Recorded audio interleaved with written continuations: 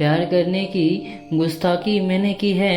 अब कैसे समझाऊं उसके माता पिता को, उनकी बेटी चुराने की गुस्ताखी मैंने की है डर मुझे कि वो मानेंगे नहीं। अगर वो ये जान गए तो अपनी बेटी को अपना मानेंगे नहीं। हम दोनों होना चाहते हैं एक दूजे का, हाँ हम दोनों होना चाहते हैं एक दूजे का, मगर ये उन्हें सही लगेगा नहीं। हूँ चाहता कर लूँ उनसे बातें सारी, रखूँगा खुश मैं आपकी बेटी को, दुख से वाकिफ़ होने दूंगा नहीं। हाँ अगर उन तक पहुँचे बात मेरी तो खुलकर कहना चाहता हूँ हर एक बात मेरी।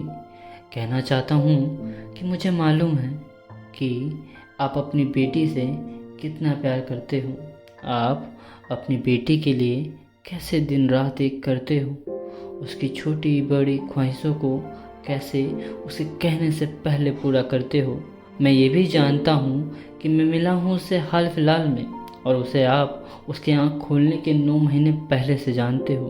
तो मुझे मालूम है कि मैं चाहे कितना भी प्यार कर लूँ, हाँ तो मुझे मालूम है कि मैं चाहे कितना भी प्यार कर लूँ मगर आपके जितना नहीं कर सकता।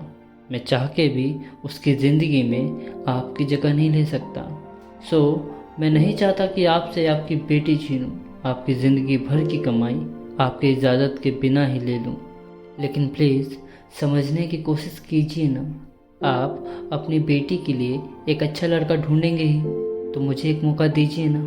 देखिए, हो सकता है कि मैं दुनिया का बेस्ट लड़का ना बन सकूं, हो सकता है कि आपको लगे मैं उसके काबिल नहीं हूं, लेकिन एक बार मुझे आजमाइए तो सही, मुझे और मेरे प्यार को समझिए तो सही। हम दोनों ही करते हैं एक दूसरे से प्यार, हाँ हम दोनों ही करते हैं एक दूसरे से प्यार, और दोनों ही एक दूसरे के बिना खुश रहेंगे नहीं।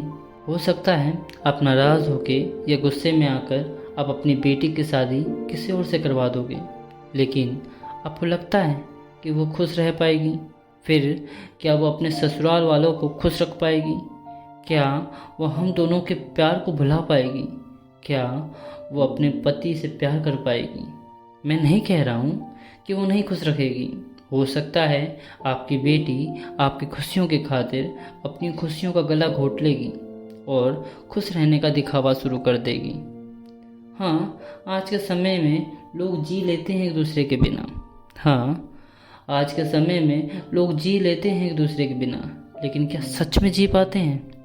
अपनी खुशियों का गला घोट के क्या दूसरों को खुशियाँ दे पाते हैं? और मुझे लगता है बिल्कुल नहीं, क्योंकि अगर दिल में खुशी नहीं है तो व्यवहार में खुशी नहीं होगी, और दिल से नहीं हुई शादी तो सुहाग का जोड़ा किसी कफन से कम नहीं होगी। फिर एक जिंदा लाश को देखकर क्या आप लोग जिंदा रह पाएंगे, जिसकी खुशियों के लिए आपने अपनी पूरी ज़िंदगी लगा दी? फिर क्या आप उसके दुखों का कारण बन पाएंगे?